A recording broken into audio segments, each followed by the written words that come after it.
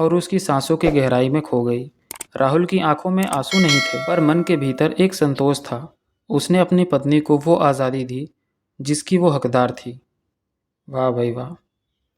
एक हस्बैंड है जो कि अपनी वाइफ को 3 लड़कों के साथ अकेला छोड़ दिया एन्जॉय करने के लिए, और उसको एक्सप्लेन इस तरह से करते हैं कि वो आज़ाद है, और ये बंदा होने भी दे रहा है अपनी पत्नी के साथ ऐसा। इज इट रियल और fake bro, I don't know. कमरे में सुबह की धूप दाखिल हो रही थी। खिड़की के पास अनीता खड़ी थी, जैसे रात के हर एहसास को याद कर रही हो। राहुल पास आया और उसके पास खड़ा हो गया। कल रात कैसा रहा? राहुल ने पूछा। जैसे मैं फिर से पैदा हुई हूँ, अनीता ने कहा। कोई पछतावा? राहुल ने ऐसा पूछा। तो अनीता ने कहा, नहीं बिल्कुल नहीं, और सबसे बड़ी बात तो तुमने मुझे रोका नहीं, मुझे खुद को खोजने दिया। राहुल ने उसका हाथ पकड़ा और बोला, मैं चाहता हूँ कि हमारी शादी सिर्फ कागज़ की चीज़ ना रहे। वो एक ऐसा रिश्ता हो जो सच में हमें आज़ाद रखे, पर एक दूसरे से जुड़ा भी रखे। अगले 2 दिनों में अनीता अर्जुन, सुमित और विशाल के साथ कई बार समय बिताती रही, किसी बार में, किसी ट्रैक पर, या किसी लॉन में चाय पीते हुए।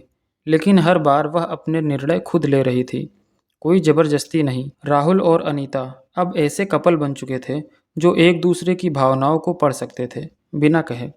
राहुल ने महसूस किया कि अनीता सिर्फ एक पत्नी नहीं, बल्कि एक पूरी स्त्री है, जिसकी इच्छाएं, आत्मा और शरीर सब कुछ उसके अपने हैं। अंतिम रात सब लोग फिर से एक जगह पर बैठे। इस बार माहौल थोड़ा भावुक था, क्योंकि सुबह सबको वापस जाना था। अर्जुन ने कहा, अनीता, तुम्हारा साहस तारीफ के काबिल है। सुमित बोला, और राहुल भाई, आप जैसे पति मिलना मुश्किल है, आपने एक मिसाल कायम की है। राहुल मुस्कुराया और बोला, मुझे अपने पत्नी पर गर्व है, उसकी आज़ादी से मैं भी आज़ाद हूँ। रात बहुत धीरे धीरे गुजरी। कमरे में कोई जल्दबाजी नहीं थी, बस धीमी बातचीत, हल्की छुअने और कुछ लंबी सांसें थी।